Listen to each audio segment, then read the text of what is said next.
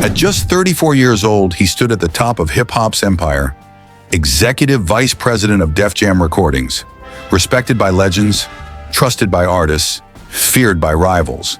Then, suddenly, he was gone. Official story, suicide. But those who really knew Shakir Stewart, they never believed it, not for a second. If you love uncovering the stories the industry tried to forget, stay with me, because this one still haunts hip-hop 17 years later. Shakir Stewart was born in Oakland, California. Not the glossy skyline we see today, but the raw, soulful Oakland of rhythm and resistance, a city that built leaders and dreamers. From early on, people saw something in him, a quiet confidence, a sense of purpose.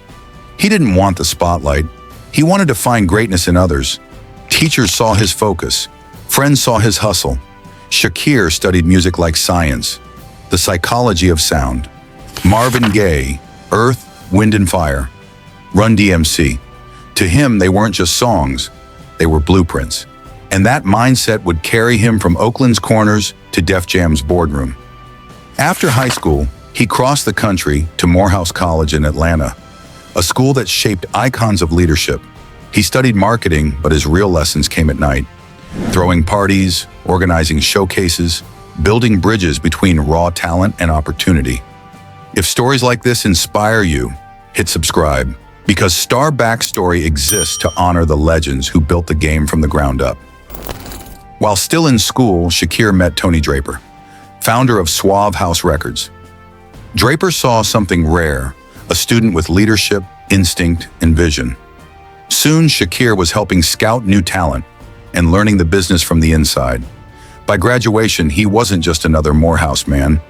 He was already plugged into Atlanta's growing music movement. After college, Shakir joined L.A. Reid's Hitco Music Publishing and quickly made his mark. Then came the big leagues, Def Jam Recordings, where legends like Jay-Z and LL Cool J built empires. When he met a young artist named Young Jeezy, Shakir didn't just hear potential, he heard truth. He fought for Jeezy's deal. The world responded. Then came Rick Ross. Another vision realized. Shakir was no longer just an executive. He was a kingmaker. By 2006, he was the heart of Def Jam. L.A. Reid called him family. Jay-Z called him the future. He led with empathy, not ego. He cared about people before profit. Artists say he'd ask about their families first, then talk business. He didn't just make hits, he built belief. If more leaders carried that energy, imagine what this industry could become. By 2008, Shakir was promoted to Executive Vice President of Def Jam, the youngest ever. The dream was real, but success brings shadows. Friends said he seemed quieter, distracted, always looking over his shoulder. Rumors spread. Blackmail, personal struggles, unseen pressure. Nothing proven, but everything whispered. Weeks before his death, he was full of plans. Film projects, family trips, future goals. He told a friend, "I'm not done yet. I'm just getting started." He called people just to check in, still giving energy even when he had little left. Then November 1st, 2008, the world woke up to heartbreak. Shakir Stewart, gone. Police said suicide, but to those who knew him, that story never fit. No note, no warning, no closure. Friends said he was laughing days before. Online, theories exploded. Blackmail, betrayal, corporate silence, a mysterious text message, inconsistencies everywhere.